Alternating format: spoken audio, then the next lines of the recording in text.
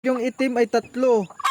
Bago 7 yung kakulay ng nanay. So ibig sabihin mga backyard, may 1/4 pa rin na hatch.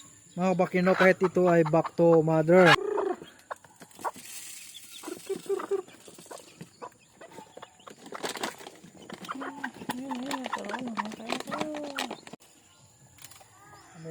Ababa muna natin dito si Mama Hen. Ayan. Teka muna. At dito natin ilagay mga kabakyard, oh. Ayan. Ang itim natin ay 3. So back to mama mga kabakyard. Ito mga kabakyard ay back to mama, no? So ginamit natin ay lemon hatch. So dito natin makikita mga kabakyard na 1/4 na lang mga kabakyard nung hatch ang natitira. 3/4 na sa lemon. Ayan, oh, 3 lang mga kabakyard yung itim. Yan mga kabakyard.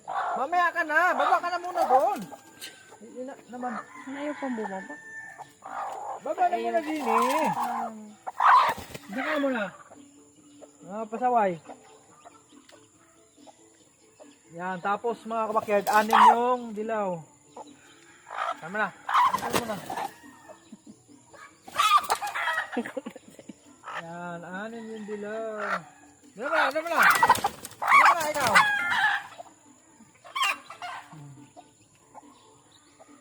Wow, 7 pala ha? Ha? 7 yung ano, 7 pa. 10 pala yun, 12 pala ito. Ah, 10 pa. Oh, dami. Ang dami mga kabakyard, oh. 10 pala ito sila, 10. 12 pala pieces yung itlog, 10 yung na-hatch. Yan. So kita mo yung mga kabakyard, yung itim ay 3.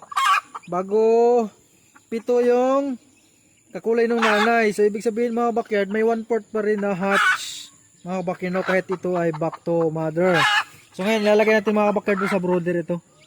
Yung mga sisiw. Tara.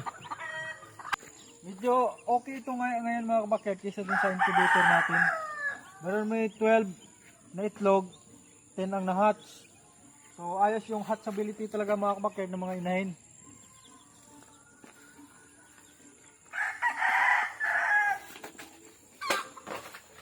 Kahapon mga kabakyard, ito ay meron na natin ito mga kabakyard, nilinisin na natin ito. Lalagyan natin yung sisiw dito. Dito na natin sila pagala-galain. Ating sisiw. Yan. Ayos lang yan mga kabakyard, may mga kunti-kunting anay mga kabakyard, o kakainin nila yan. Yan, yan kayo. Oh, wala mga diferensya yung ano mga kabakyard nyo, paano? So alagyan natin to mga kabakyard ng marking. Baka kasi yung isa doon, ng inahin, magsisiw na rin. Kaya lalagyan natin ito ng marking. Yan oh, ang cute! Tik tik tik tik tik tik.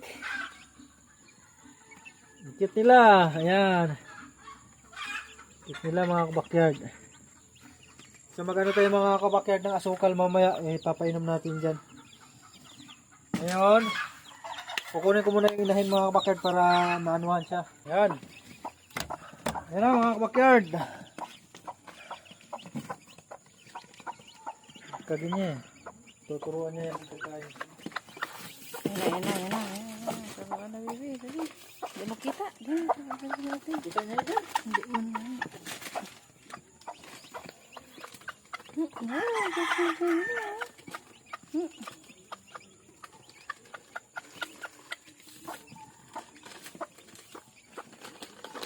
Ito ginawari.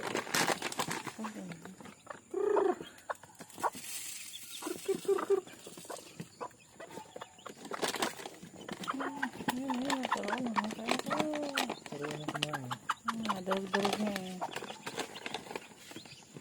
Turuan niya ng kumain niya. Baby, nakain sila oh. Ay? Nalipat agad yung sumero na yun. Baba, nahirapang miss. Oo, kanya yung 2 ipot eh. Naku, kinain nung ano eh, yung kapatid. Nauhaw na yun. Ito yung may tubig mamaya eh. 10. Sana maraming tandang. Maganda magbigay ng tandang ko eh.